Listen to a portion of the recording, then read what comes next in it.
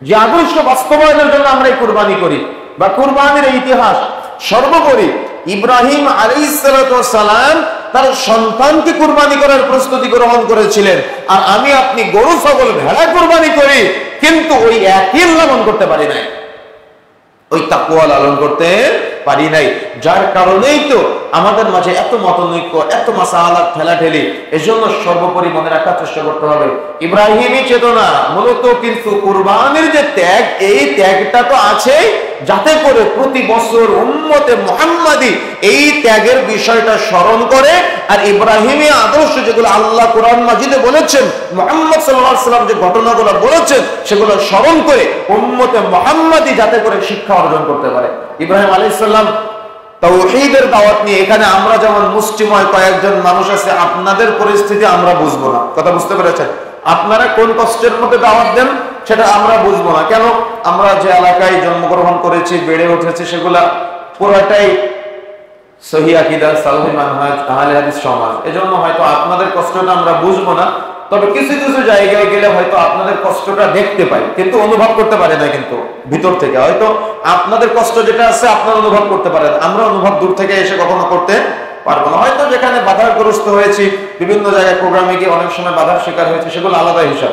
কিন্তু দেখা যাচ্ছে সর্বোপরি আপনারা যে বাধার শিকারগুলো হন তাওহীদের দাওয়াত দিতে গিয়ে, ইব্রাহিম আলাইহিস সালাম সেম তাওহীদের দাওয়াত দিতে গিয়ে যখন নিজের পিতার কাছে তাওহীদের দাওয়াত দিলেন, পিতার কাছে তাওহীদের দাওয়াত দেওয়ার সাথে সাথে পিতা বলছে, ইব্রাহিম তুমি কি তোমার এই দাওয়াত বন্ধ করবে, নাকি পাথর উঠাইছে নিচ থেকে, পাথর উঠিয়ে বলছে তোমাকে এই পাথরের আঘাতে হত্যা করব।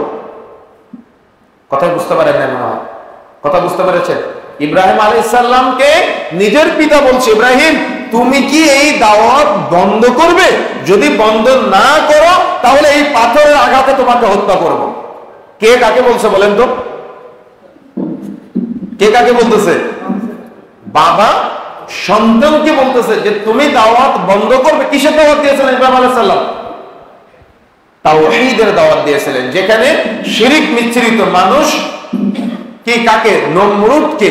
তৎকালীন সময়ে মানুষ নমরুদকে রব হিসেবে মানত, ইলাহ হিসেবে মানত। তখন ইব্রাহিম আলাইহিস সালাম নিজের পিতার কাছে দাওয়াত দিয়ে যখন বাধাগ্রস্ত হলেন, তখন চলে গেলেন সমাজের মানুষের কাছে। সমাজের মানুষের কাছে গিয়েও সেম একইভাবে বাধাগ্রস্ত হলেন, তার মানে বাধার শিকার। নিজের পিতা যেমন বাধা দিল, সমাজের মানুষও বাধা দিল। যেমন আমাদের সমাজ এক শ্রেণীর মানুষ বলে না যে বাপ দাদার আমল থেকে করে আসতেছে, তুমি আবার নতুন কথা কেন বলো?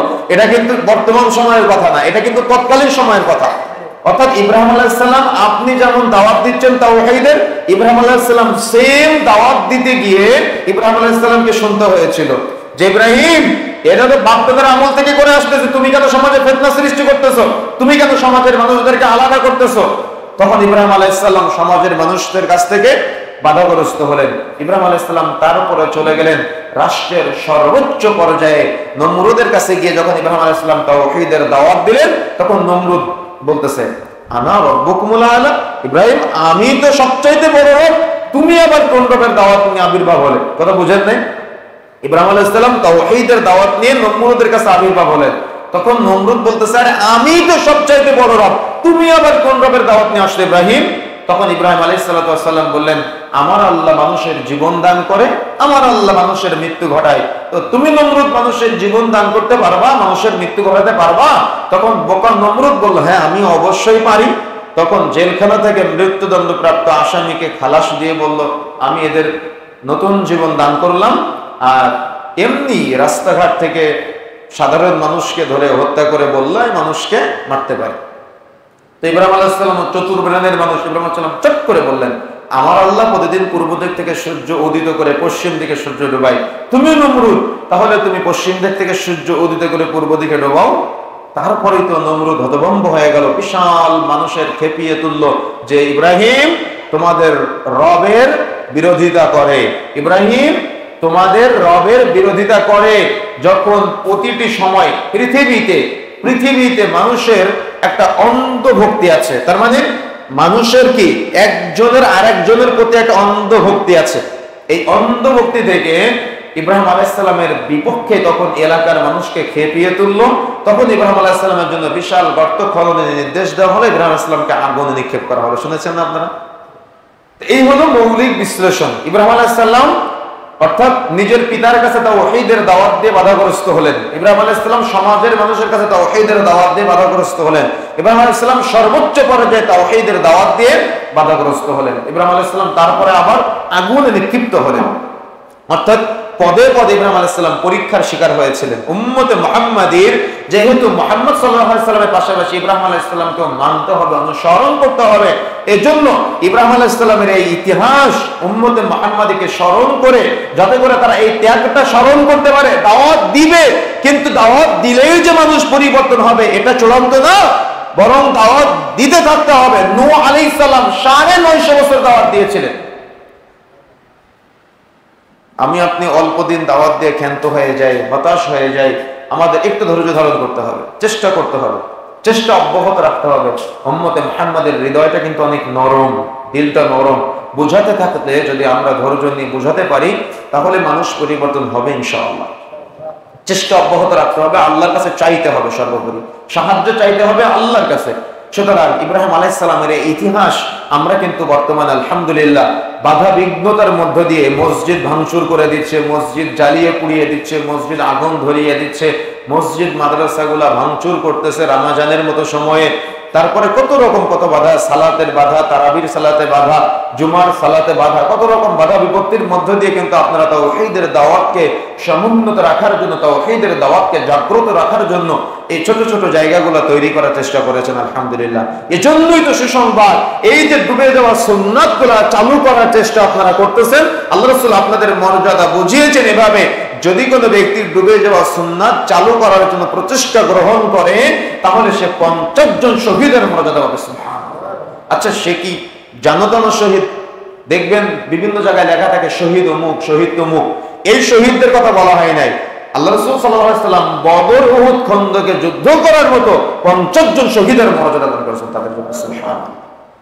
সুতরাং উপলব্ধি করার চেষ্টা করতে হবে, আমাদের বুঝার চেষ্টা করতে হবে যে ইব্রাহিম আলাইহিস সালামের সেই ইতিহাস আমাদের ইতিহাসের মধ্যে কতটুকু পার্থক্য হয়ে গিয়েছে। ইব্রাহিম আলাইহিস সালামকে আল্লাহ রাব্বুল আলামিন একেবারে যখন চাওয়ার পরে দীর্ঘদিন প্রার্থনার পরে যখন একটা সন্তান দান করলেন, আপনারা ইতিহাস সবাই জানেন, আমি সংক্ষেপে বলছি। যখন সন্তান দান করলেন, সন্তানকে কুরবানি করার ঘটনা তো আপনারা সবাই জানেন, কিন্তু সন্তানকে কুরবানি করার ঘটনার পূর্বে ইব্রাহিম আলাইহিস সালাম স্ত্রী এবং সন্তানকে, বর্তমান যেখানে কাবা শরীফ, এই জমজম কূপ, এখানে ইব্রাহিম আলাইহিস সালাম আদরের সন্তান আর আদরের স্ত্রীকে দীর্ঘ দূরের পথ অতিক্রম করে ইব্রাহিম আলাইহিস সালাম সন্তান আর স্ত্রীকে রেখে চলে আসতেছেন। কিন্তু সেখানে খাদ্য নাই, সেখানে পানীয় নাই, সেখানে বাসস্থান নাই, সেখানে লোকজন নাই। কোথায় ফিলিস্তিন আর কোথায় মক্কা? আপনি কি বুঝতে পেরেছেন কখনো? আপনি কি কখনো ভেবে দেখেছেন এভাবে? কোথায় ফিলিস্তিন আর কোথায় মক্কা? ইব্রাহিম আলাইহিস সালাম এত দূর পথ অতিক্রম করে আদরের সন্তান আর আদরের স্ত্রীকে রেখে চলে আসতেছেন। তখন স্ত্রী শুধুমাত্র একবার একটা কথা জিজ্ঞাসা করলেন, ইব্রাহিম, আপনি যে আমাদের এখানে রেখে যাচ্ছেন, ইব্রাহিম, এটা কি আল্লাহর নির্দেশ? প্রশ্ন করা বুঝতে পেরেছেন? প্রশ্ন করা বুঝেছেন? আমাদের সমাজে হলে কি প্রশ্ন আসতো, আর ইব্রাহিম আলাইহিস সালামের স্ত্রী কি প্রশ্ন করতেছে? অন্য কোনো কথা না, এত দূর পথ অতিক্রম করে স্ত্রী আর সন্তানকে রেখে যাচ্ছেন, পিছনে তাকাচ্ছেন না। তাকালে তো মায়া হবে যে আমার আদরের স্ত্রী, আদরের সন্তান, এতদিন চাওয়ার পর আল্লাহ একটা সন্তান দান করেছেন। এই আদরের সন্তান, প্রতিটি বাবা মা জানে তার সন্তান তার কাছে কত মায়ার, কত ভালোবাসার। তো এই আদরের সন্তান আর আদরের স্ত্রীকে রেখে চলে যাচ্ছেন। মরুভূমি, খাদ্য নাই, পানীয় নাই, বাসস্থান নাই, লোকজন নাই, একেবারে মরুভূমির মধ্যে ইব্রাহিম আলাইহিস সালাম আদরের স্ত্রী আর সন্তানকে রেখে চলে আসতেছে। আর স্ত্রী বলতেছে, আপনি যে আমাকে এখানে রেখে যাচ্ছেন, এটা কি আল্লাহর নির্দেশ? তাহলে কেমন স্বামীর প্রতি ইয়াকিন? তার মানে স্বামী আল্লাহর নির্দেশ ব্যতীত কিছু করে না। কি বুঝলেন? স্বামী আল্লাহর নির্দেশ ব্যতীত কিছু করে না। আর তারই বা আল্লাহর প্রতি কতটুকু অগাধ ভরসা। যখন ইব্রাহিম আলাইহিস সালাম বললেন হ্যাঁ এটা আল্লাহর নির্দেশ, অর্থাৎ আসমানের দিকে হাতটা উঠিয়ে বলছেন এটা আল্লাহর নির্দেশ, তখন স্ত্রী চিন্তা করতেছেন যে আল্লাহ আমাদের এখানে রেখে যাওয়ার নির্দেশ দিয়েছেন, ওই আল্লাহ আমার খাদ্যের ব্যবস্থা করবে, ওই আল্লাহ পানির ব্যবস্থা করবে, ওই আল্লাহ আমাদের সঙ্গে সাথীর ব্যবস্থা করবে। সুবহানাল্লাহ, আল্লাহু আকবার।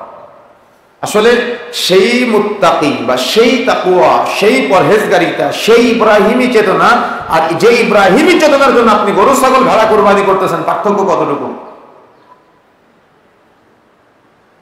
তাহলে ইব্রাহিম আলাইহিস সালাম তার স্ত্রীর সামনে কেমন গায়রত সম্পূর্ণ স্বামী ছিলেন, আর স্ত্রী কেমন সন্তানের সামনে গায়রত সম্পূর্ণ মা ছিলেন।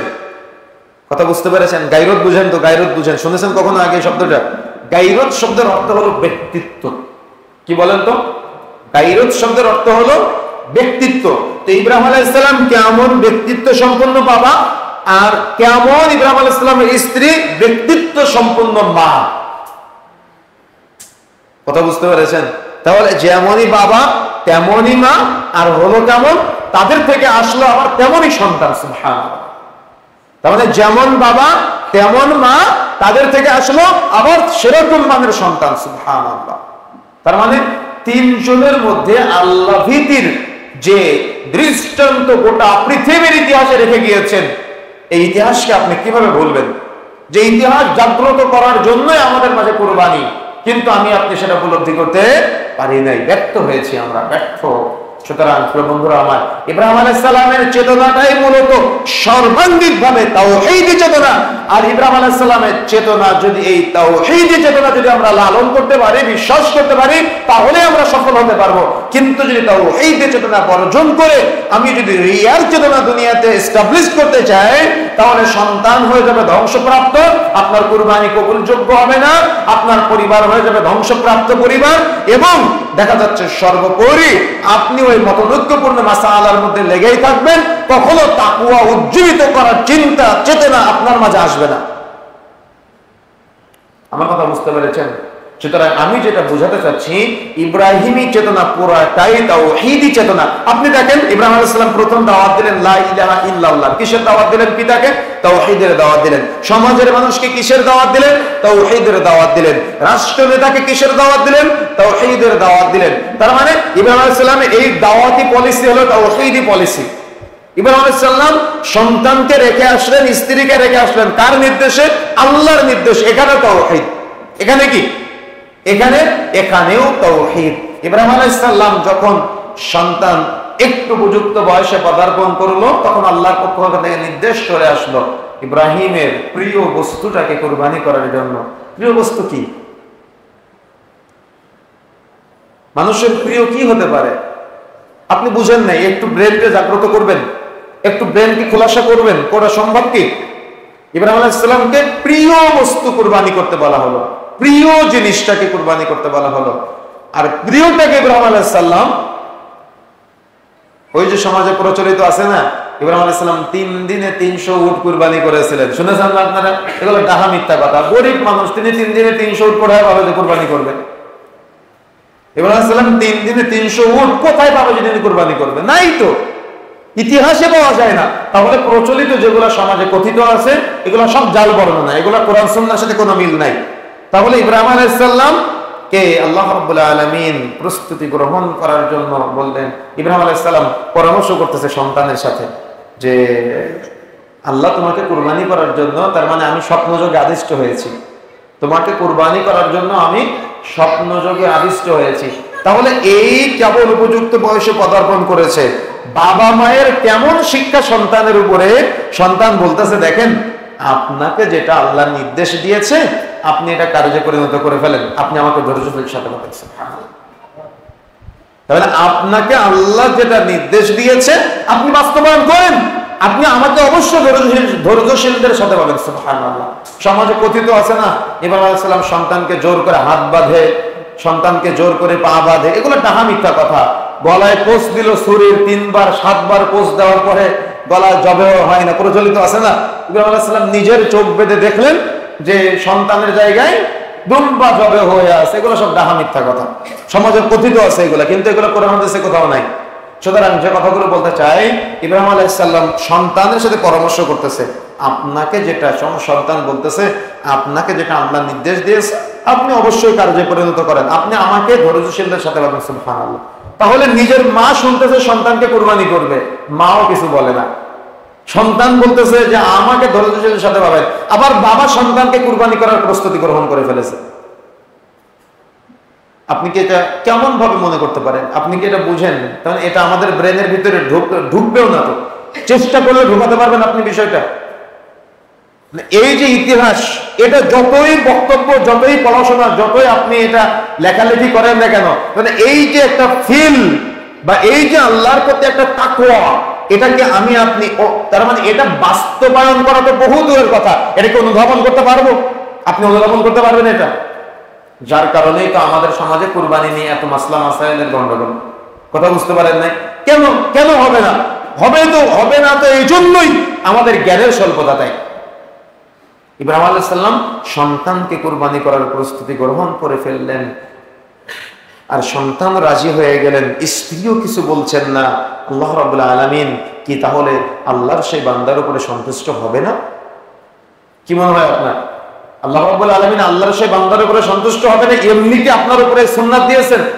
এমনি কি আপনার উপরে আমার উপরে আদর্শ জারি করেছেন? অর্থাৎ ইব্রাহিমের আদর্শ সন্তানকে তাওহীদি চেতনায় উজ্জীবিত করার অন্যতম একটা সংগ্রামের আদর্শ হতে হবে। গরু ছাগল ভেড়া কুরবানি করা না, এটা পরের বিষয়। কথা বুঝতে পেরেছেন? কিন্তু ইব্রাহিমী আদর্শ মৌলিকভাবে হলো, ইব্রাহিমী চেতনা হলো তাওহীদি চেতনা। আপনি দাওয়াতি কাজ করবেন তাওহীদি চেতনায়, আপনি আল্লাহর প্রতি ভরসা করে তাওহীদি চেতনায় দাওয়াতি কাজ করবেন, আল্লাহ আপনাকে হেফাজত করবে ইনশাআল্লাহ। আপনি সন্তান মানুষ করবেন, স্ত্রী পরিচালনা করবেন, পুরাটাই তাওহীদ ভিত্তিক, তাহলে আপনার পরিবার হবে সুখের পরিবার, আমার পরিবার হবে সুখের পরিবার। আর আপনি যদি আপনার স্ত্রী বাছাইয়ের ক্ষেত্রে তাওহীদ মূল্যায়ন করতে না পারেন, তাহলে আপনার পরিবার হবে ধ্বংসপ্রাপ্ত পরিবার। সন্তান মানুষের মতো মানুষ হবে না। এদিকে বাবা গরু ছাগল ভেড়া কুরবানি করবে, আর ওদিকে একই সময়ে ছেলেটা রাস্তায় গিয়ে বক্স ভাড়া করে গান বাজনা বাদ্যযন্ত্রের আয়োজন করে। তাহলে এরা কোন চরিত্র সম্পন্ন বাবার সন্তান? আমার কথা বুঝতে পারেন না মনে হয়? আমি এতগুলো কথা কেন নিয়ে আসলাম জানেন? এখন যে কথাটা বলবো এই জন্য। আজকে বক্তব্যের এই এতগুলো কথার সারমর্ম হলো এতটুকুই যে এদিকে বাবা বিশাল নামি দামি মানুষ, ও 5টা গরু কুরবানি করতেছে, 10টা ছাগল কুরবানি করতেছে, আর ওর মেয়েটা রাস্তায় গিয়ে ছেলে বন্ধুর সাথে চরিত্র কুরবানি করে। তাহলে এরা কি এদের সন্তানদের ইব্রাহিমী আদর্শ শিক্ষা দিতে পেরেছে? গরু কুরবানি করে কি হবে? ছাগল কুরবানি করে কি হবে? ভেড়া কুরবানি করে কি হবে?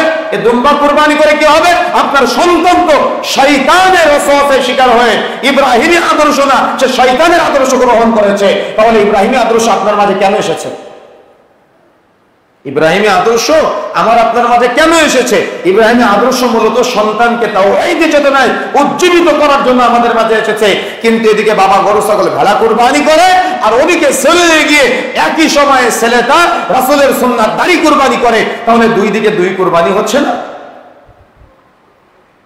আপনি কিভাবে মূল্যায়ন করবেন বিষয়টা? আপনি কিভাবে চিন্তা করবেন? মানে এদিকে বাবা গরু ছাগল ভেড়া কুরবানি করে, আর ওদিকে ছেলেটা চরিত্র কুরবানি করে, দাড়ি কুরবানি করে, নেশা জাতীয় দ্রব্যের সাথে জড়িত হয়ে সে বক্স ভাড়া করে ঈদের দিন নৈকট্যশীল, অর্থাৎ আল্লাহ রাব্বুল আলামিনের নৈকট্যশীল বান্দাদের অন্তর্ভুক্ত হওয়ার দিন, এদিনেই সে ট্রাক ভাড়া করে, পিকআপ ভাড়া করে, বক্স ভাড়া করে এলাকার মানুষকে সে ঘুমাতে দেয় না, এলাকার মানুষকে ইবাদত বন্দেগীর মধ্যে তৃপ্তি সহকারে থাকতে দেয় না। সে রাস্তায় রাস্তায় বক্স ভাড়া করে গান বাজনা বাদ্যযন্ত্রের আয়োজন করে ঘুরে বেড়ায়। এরা কারা? এদের বাবা মারা কুরবানি করে না? অবশ্যই কুরবানি করে, তারপরেও এদের সন্তানেরা চরিত্র কুরবানি করে বেড়ায়। কেন? তাওহীদের জ্ঞান নাই। তাই তাহলে তাওহীদের জ্ঞান অর্জন করাটা অত্যন্ত জরুরি আমাদের। যে পরিবারে তাওহীদের জ্ঞান নাই সে পরিবারে শান্তি নাই। যে পরিবারে তাওহীদের জ্ঞান নাই সেই পরিবারে স্বামী স্ত্রীর মধ্যে সুখ নাই। যে পরিবারে তাওহীদের জ্ঞান নাই সে পরিবারে উপার্জন হালাল না। যে পরিবারে তাওহীদের জ্ঞান নাই সেই পরিবারে টিভি সিনেমা নগ্ন সিরিয়ালের নেশায় তারা জর্জরিত। যে পরিবারে তাওহীদের জ্ঞান নেই সে পরিবারে রহমত নাই। সুতরাং রহমত পেতে চান তাহলে তাওহীদের জ্ঞান অর্জন করুন। সন্তানকে আদর্শিত হিসেবে করতে চান তাওহীদের জ্ঞান অর্জন করার চেষ্টা করুন। তা না হলে এই বখাটাদের মতো রাস্তায় ঘুরে বেড়াবে। আজকে দেখেন না রাস্তাঘাট, আগামীর যুব সমাজ কোন দিকে চলে যাচ্ছে। তাদের চেহারার দিকে তাকালে মুসলমানের ছেলে মনে হয় না, তাদের চুলের কাটিং গুলা দেখলে ইহুদি খ্রিস্টানদের কথা মনে পড়ে যায়। ডান দিকে এক কালার, বাম দিকে এক কালার, সামনে এক কালার, পিছনে এক কালার। কারা? এদের বাবা মারা কে এদের তাওহীদের শিক্ষা দিতে পারতো না? বাবা মা ব্যর্থ, এজন্য শিক্ষা দিতে পারে নাই। ব্যর্থ বাবা মায়েরা দুনিয়াতেও ব্যর্থ, আখিরাতে অবশ্যই ব্যর্থ হবে বাবা মা, অবশ্যই ব্যর্থ হবে। এজন্য তাওহীদি চেতনা, এই কুরবানির ইতিহাসটা মূলত সন্তান ত্যাগ করার কথা মনে করতে হবে আমাদের। ইব্রাহিম আলাইহিস সালাম যেমন সন্তান কুরবানি করার প্রস্তুতি গ্রহণ করেছিলেন, আপনি আপনার সন্তানকে কতটুকু কুরবানি করতে পারলেন? সুতরাং বন্ধুরা আমার, যে কথাগুলো বলতে চাচ্ছিলাম মূলত আমাদের মনে রাখার চেষ্টা করতে হবে, এই তাওহীদি চেতনায় উজ্জীবিত হয়ে আমাদের পরিবারকে, আমাদের সমাজকে একটা উন্নত সমাজে গঠন করার চেষ্টা করতে হবে। তা না হলে এ সমাজ পরিবর্তন করা সম্ভব নয়। আপনি যতই বছরে গরু ছাগল ভেড়া কুরবানি করেন না কেন, 50টা উট কুরবানি করেন না কেন, আপনার পরিবার যদি তাওহীদ না থাকে, তাহলে এই কুরবানি রবের নিকট পৌঁছানো সম্ভব না। সুতরাং আপনি কয় ভাগে দিলেন, 1 ভাগে, 3 ভাগে, 7 ভাগে, না কয় ভাগে, এটা দেখার বিষয় না। দেখার বিষয় হলো আপনি কার সন্তুষ্টির জন্য দিলেন। আল্লাহর নিকট কুরবানির রক্ত, মাংস, গোশত কিছুই পৌঁছায় না, শুধুমাত্র তাকওয়া ব্যতীত। চিন্তা করেন তো, যদি আল্লাহ আপনার বড় সন্তানকে কুরবানি করার জন্য আপনাকে বলতো, তাহলে আপনি কেমন ভাবে প্রস্তুতি গ্রহণ করতেন? কথা বুঝেন না মনে হয়, কথা বুঝতে পেরেছেন? ইব্রাহিম আলাইহিস সালাম যেই পরীক্ষায় জিতেছিলেন, আমি আপনি কি জিততে পারতাম সেই পরীক্ষায়? সেই ইয়াকিন, সেই তাকওয়া কোথায় গেল আমাদের? কোথায় হারিয়ে গেল?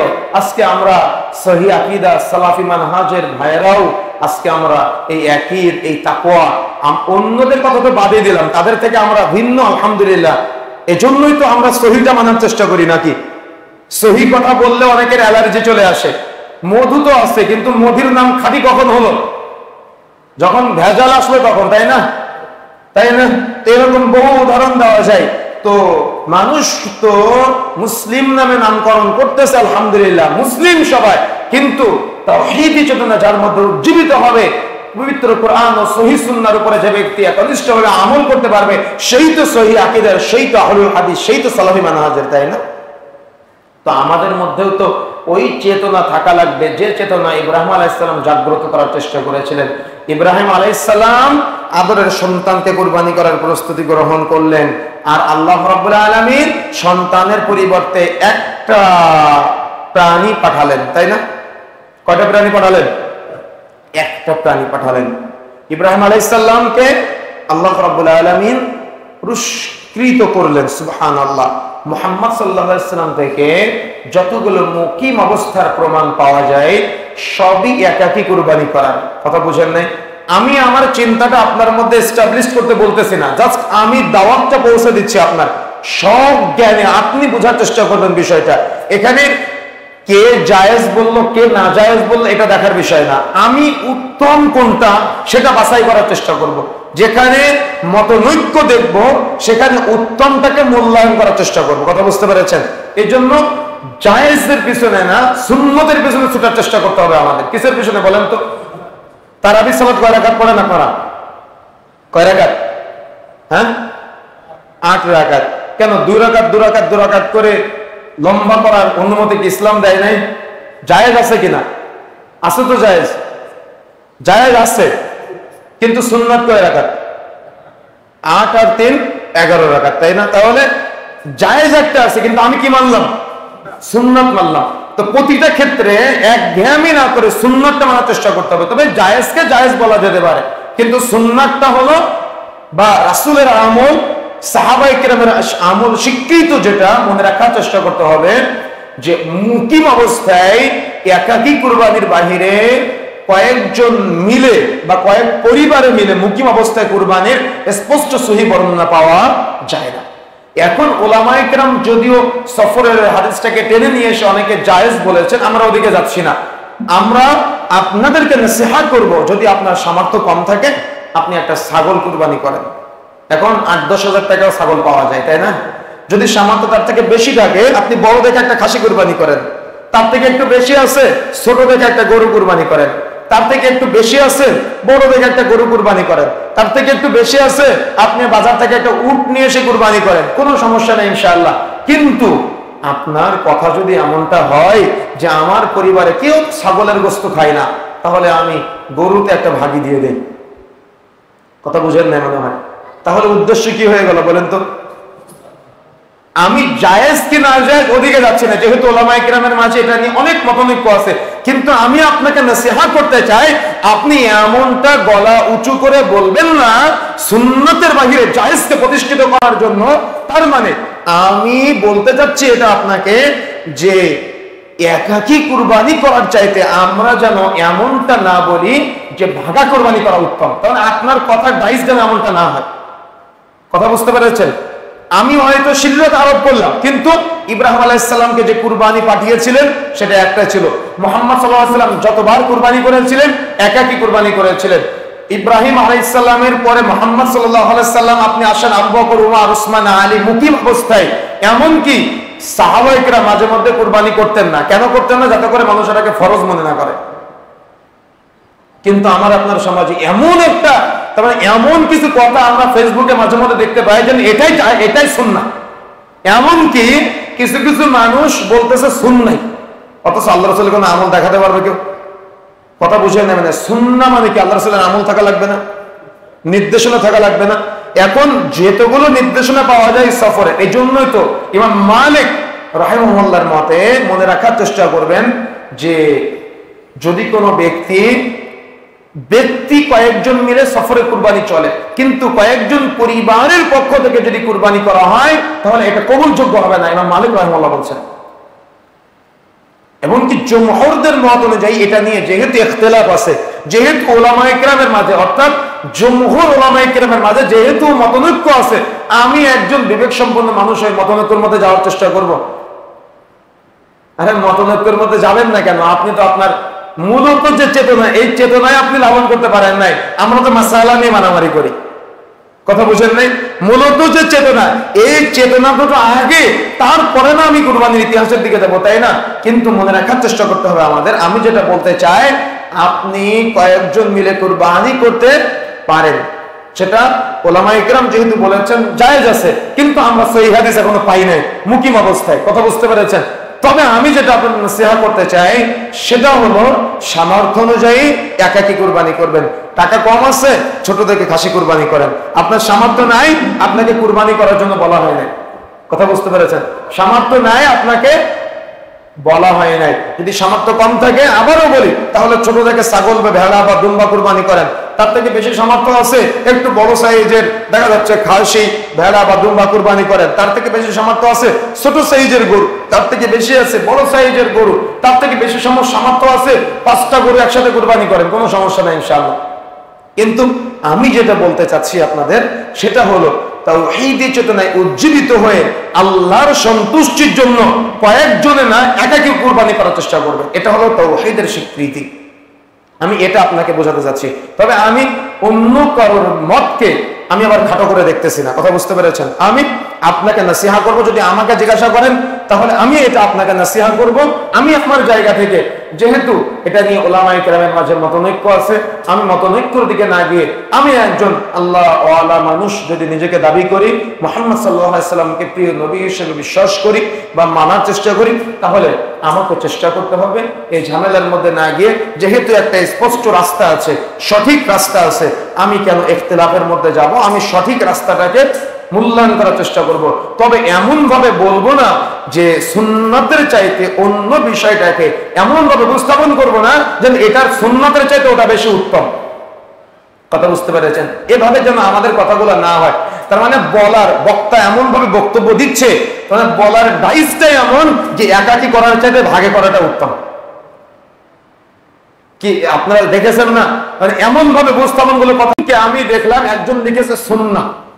কি আপনি যে সুন্নাহ বললেন, কোন দলিল আছে? সুন্নাহ বললেন, আল্লাহ রাসূলের কোন আমল আছে মুকিম অবস্থায়?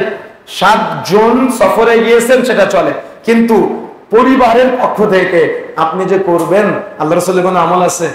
সাহাবায়ে কেরামের আমল আছে? সুতরাং যে কথাগুলো বলতে যাচ্ছিলাম, মনে রাখার চেষ্টা করতে হবে আমাদের, যেহেতু বিষয়টা স্পষ্ট বিষয় পাওয়ার পরেও মতনৈক্যের ভিতরে না গিয়ে আমার নসিহা হলো একাকী কুরবানি করার চেষ্টা করবেন। সামর্থ্য না থাকলে করবেন না, সামর্থ্য যেমন তেমনটা করবেন, একাকী করার চেষ্টা করবেন, আল্লাহর সন্তুষ্টির জন্য করার চেষ্টা করবেন। সর্বোপরি কুরবানি করার পাশাপাশি সন্তানকে আপনি চেষ্টা করবেন ইব্রাহিমী চেতনায় অর্থাৎ তাওহীদি চেতনায় উজ্জীবিত করে, যাতে করে একটা আদর্শ সমাজের জন্য আপনি আদর্শ উত্তরসূরি আপনি সমাজে রেখে যেতে পারেন। কথা বুঝতে পেরেছেন? আপনার যে উত্তরসূরিকে আপনি রেখে যাবেন, আপনার সেই উত্তরসূরি যেন হয় তাওহীদি চেতনায় উজ্জীবিত একটা উত্তরসূরি, তারা যেন শয়তানি চেতনায় উজ্জীবিত উত্তরসূরি না হয়। মনে রাখার চেষ্টা করতে হবে এই মৌলিক বিষয়টা। তাহলে সর্বোপরি আমাদের আজকে আলোচনায় কুরবানির সম্পর্কে আমরা যেটা জানতে পারলাম সেটা হলো ইব্রাহিমী আদর্শ বা ইব্রাহিমী চেতনা মূলত পুরোটাই তাওহীদি চেতনা। আর ইব্রাহিমী চেতনা মূলত তাওহীদি চেতনা অর্থাৎ আল্লাহ রাব্বুল আলামিনের তাওহীদ উলুহিয়্যা, তাওহীদ রুবুবিয়্যা, তাওহীদ আসমা ও সিফাতকে স্বীকৃতি দেওয়া। কথা বুঝতে পেরেছেন? এই স্বীকৃতি দেওয়ার জন্য সূরা আন-নাসের তাফসীরটা আপনারা সবাই পড়ার চেষ্টা করবেন, তাহলে আপনাদের বুঝতে সুবিধা হবে। লুকমান হাকিম তার সন্তানকে বলেছিল, ইয়া বুনাইয়া লা তুশরিক বিল্লাহ, হে বৎস তুমি আল্লাহর সাথে শরীক স্থাপন করো না। সন্তানদেরকে ছোটবেলা থেকে তাওহীদি চেতনায় উজ্জীবিত করে তাওহীদ মুখী করার চেষ্টা করবেন, শিরক থেকে বিরত রাখার চেষ্টা করবেন। এটা একজন ঈমানদার বাবা মা হিসেবে আপনার মৌলিক দায়িত্ব পালনের চেষ্টা করবেন। আপনাদের একটা অনুরোধ ছিল যে কুরবানির পাশাপাশি সালাত পরিত্যাগকারীর বিধান সম্পর্কে বা সালাতের গুরুত্ব সম্পর্কে জানা। আল্লাহ রাসূল সাল্লাল্লাহু আলাইহি ওয়াসাল্লাম বলেছেন, আউয়ালু মা ইউহাসাবু বিল আবদি ইয়াউমাল কিয়ামাতিস সালাহ, মানে বান্দার কিয়ামতের মাঠে সর্বপ্রথম যে হিসাবটি নেওয়া হবে সেটা হলো সালাতের হিসাব। যদি সালাতের হিসাব ঠিক হয় সমস্ত আমল ঠিক, যদি সালাতের হিসাব বরবাদ হয়ে যায় তাহলে সমস্ত আমল বরবাদ হয়ে যাবে। এজন্য সালাতটা অত্যন্ত গুরুত্বপূর্ণ একটা ইবাদত। সালাতটা আমাদের নিয়মিত আদায় করার চেষ্টা করতে হবে, এটা ফরজ ইবাদত। সালাত ছোট্ট বাল্য অবস্থাতেই সন্তানদেরকে শিক্ষা দেওয়ার চেষ্টা করতে হবে। তাওহীদের জ্ঞান যেমন দিবেন, পাশাপাশি সালাতের শিক্ষা দেওয়ার চেষ্টা করবেন। আল্লাহ রাসূল বলেছেন, মুরু আওলাদাকুম বিসসালাতি হুম আবনাউ সাবঈ সিনিন, তোমাদের সন্তানদের বয়স যখন 7 বছর হবে তখন তাদেরকে সালাতের প্রশিক্ষণ দাও। 10 বছর বয়সে সালাত আদায় না করলে প্রয়োজনে প্রহার করো, বিছানা পৃথক করে দাও। 7 বছর বয়সে সন্তানদেরকে সালাতের প্রশিক্ষণ দিবেন, তার মানে 10 বছর বয়সে সালাত আদায় না করলে পিটিয়ে সালাত আদায় করাতে হবে। 7-8 বছরের বাচ্চারা মসজিদে আসলে অনেক সময় কথা বলে। বাচ্চারা যদি কথা বলে তাহলে মনে করবেন না যে তাদের কথা বলে আপনার নামাজের ক্ষতি হচ্ছে। পৃথিবীতে কেউ কখনো এই মাসালা দেয় নাই যে বাচ্চা কথা বলে নামাজের ক্ষতি হয়, বরং আল্লাহ রাসূল সালাত আদায় করতেছে, আল্লাহ রাসূলের ঘাড়ে নাতি হাসান হোসেন উঠে, রাসূলের নামাজের ক্ষতি হয় না। আর আমি আপনি এমন পরহেজগারিতা দেখাই মসজিদের মধ্যে এসে যে বাচ্চা কথা বললে তার অভিভাবকের সাথে কেমন খারাপ আচরণ করে আমাদের সমাজের মানুষ। এগুলো উচিত না, কথা বুঝতে পেরেছেন? এগুলো উচিত না। এজন্য চেষ্টা করতে হবে সর্বোপরি বাচ্চাদেরকে মসজিদে নিয়ে এসে সালাতের প্রশিক্ষণ দেওয়ার জন্য, এবং যাতে করে বাচ্চারা মসজিদে আসে এই উৎসাহটা দেওয়ার জন্য। অনুৎসাহ প্রদান করবেন না। উলামায়ে কিরাম বলেছেন, মসজিদের পিছনের কাতারে যদি বাচ্চাদের কিসির মিসিরের শব্দ শোনা না যায়, মনে করবে পরবর্তী প্রজন্মের মসজিদ মুসাল্লি শূন্য হয়ে যাবে, যার বাস্তব চিত্র কিন্তু আমরা সমাজে দেখতে পাচ্ছি। এই জন্য 7 বছর বয়স থেকে সন্তানের সিরাতের শিক্ষা দিবেন, 7 বছর বয়স থেকে সন্তানের সালাতের শিক্ষা দিবেন, 7 বছর বয়স থেকে সন্তানের তাওহীদের শিক্ষা দিবেন। তাহলে আপনার সন্তান আদর্শিত সন্তান হবে। যদি আপনি শিক্ষাগুলো দিতে না পারেন তাহলে আপনার সন্তান বখাটে হবে। এমন জামা গায়ে দিবেন যে জামাটার মধ্যে 4-5 জায়গায় ছেঁড়া ফাটা, এমন একটা প্যান্ট পরবে যে প্যান্টটার মধ্যে 4-5 জায়গায় ছেঁড়া ফাটা। সমাজে যেগুলো আমরা দেখতে পাই, এগুলো থেকে আপনার সন্তানকে যদি আপনি মুক্ত করতে চান তাহলে অবশ্যই আপনার সন্তানকে সিরাতের শিক্ষা, তাওহীদের শিক্ষা, সালাতের শিক্ষাগুলো দেওয়ার চেষ্টা করতে হবে, আদবের শিক্ষাগুলো দেওয়ার চেষ্টা করতে হবে। দেখবেন যদি আপনি আদবের শিক্ষা না দেন তাহলে এদিকে আপনি গরু ছাগল ভেড়া কুরবানি করবেন, ওদিকে আপনার ছেলে নেশা জাতীয় দ্রব্য সেবন করে তার দাদার দিকে একবার ধোয়া ছাড়বে, ইমামের দিকে একবার ধোয়া ছাড়বে, ছোট বাচ্চাদের দিকে ধোয়া ছাড়ে না মহিলার দিকে তার সিগারেটের ধোয়াটা ছাড়ে, সে বাস বিচার করে না। কি আছে না? তেমন এদের হিতাহিত জ্ঞান নাই, এদের হিতাহিত জ্ঞান নাই। আল্লাহ রাসূল সাল্লাল্লাহু আলাইহি ওয়াসাল্লাম এই জন্য বলেছেন, মুস্তাদরাক আল হাকিমের মধ্যে আসছে এবং মুসনাদে আহমদের মধ্যে আসছে, রাসূলুল্লাহ সাল্লাল্লাহু আলাইহি ওয়াসাল্লাম বলেছেন, যে ব্যক্তি প্রকাশ্যে মদ্যপান করবে তারা জানাজার নামাজে ঈমানদাররা অংশগ্রহণ করবে না। এরকম তারা প্রকাশ্যে মদ পান করতে দেখবেন, অর্থাৎ মদখোর, জুয়াখোর, ফেন্সিডিলখোর, হিরোইনখোর, বিড়িখোর, সিগারেটখোর, গুলখোর, জর্দাখোর যারা আছে, যদি নিজেকে ঈমানদার দাবি করেন এদের জানাজার নামাজে অংশগ্রহণ করবেন না। কথা বুঝতে পেরেছেন? আল্লাহ রাসূল নিষেধ করেছেন, এটা আমার কথা না, আল্লাহ রাসূল নিষেধ করে দিয়েছেন। সুতরাং এই সমস্ত প্রকাশ্যে মদ্যপানকারী ব্যক্তির জানাজার নামাজে অংশগ্রহণ করা থেকে বিরত থাকবেন, তাহলে সমাজের মানুষ একটু হলেও ফিরে আসবে। আর যদি নিজেকে বেঈমান মনে করেন, ঈমান নাই মনে করেন, তাহলে এদের জানাজার নামাজে যাবেন। কথা বুঝতে পেরেছেন? আল্লাহ রাসূল বলেছে কোন ঈমানদার তাদের জানাজার নামাজে অংশগ্রহণ করবে না যে প্রকাশ্যে মদ্যপান করে ঘুরে বেড়ায়। সুতরাং এই যে বখাটেগুলো রাস্তায় ঘুরে বেড়ায়, এর বাবা দাঁড়িয়ে আছে, আলেম ওলামা দাঁড়িয়ে আছে, সাধারণ মানুষ দাঁড়িয়ে আছে, কাউকে তোয়াক্কা করে না। ও সিগারেট বিড়ি খায় আর যার তার দিকে ধোয়া ছেড়ে দেয়। তার মানে ও বুক ফুলিয়ে পাপ করে। এই প্রকাশ্যে যারা মদ্যপান করে এদের জানাজার নামাজে ইমানদারদের অংশগ্রহণ করতে আল্লাহ রাসূল নিষেধ করে দিয়েছেন। সুতরাং সতর্ক হতে হবে। সালাত অত্যন্ত গুরুত্বপূর্ণ একটা ইবাদত, সালাতে মনোযোগী হতে হবে। আল্লাহ রাসূল বলেছেন, মান তারাকা সালাত ফাকাদ কাফারা, যে ব্যক্তি সালাত তরফ করলো সে কুফরি করলো। এজন্য সালাত অত্যন্ত গুরুত্বপূর্ণ একটা ইবাদত। কিয়ামতের মাঠে বান্দার সর্বপ্রথম হিসাবটি নেওয়া হবে, সেটা হবে সালাতের হিসাব। যদি সালাতের হিসাব ঠিক হয় সমস্ত আমল ঠিক, আর যদি সালাতের হিসাব ঠিক না হয় সমস্ত আমল বরবাদ হয়ে যাবে। আসুন, কুরবানি যেহেতু আমাদের মাঝে খুবই নিকটবর্তী, আমরা আল্লাহর সন্তুষ্টির জন্য কুরবানি করার চেষ্টা করি। আল্লাহ রাব্বুল আলামিন আমাদের সবাইকে তৌফিক দান করুন। আমরা যারা এখনো পরিবারকে তাওহীদের চেতনায় উজ্জীবিত করতে পারি নাই, নিজেকে নিজে তাওহীদের চেতনায় উজ্জীবিত করতে পারি নাই, আসুন আমরা সবাই চেষ্টা করি নিজেকে এবং নিজের পরিবারকে তাওহীদের চেতনায় উজ্জীবিত করার জন্য। আল্লাহ রাব্বুল আলামিন ইব্রাহিম আলাইহিস সালামের এই আদর্শ বাস্তবায়ন করার আমাদের তৌফিক দান করুন, বলেন আমিন।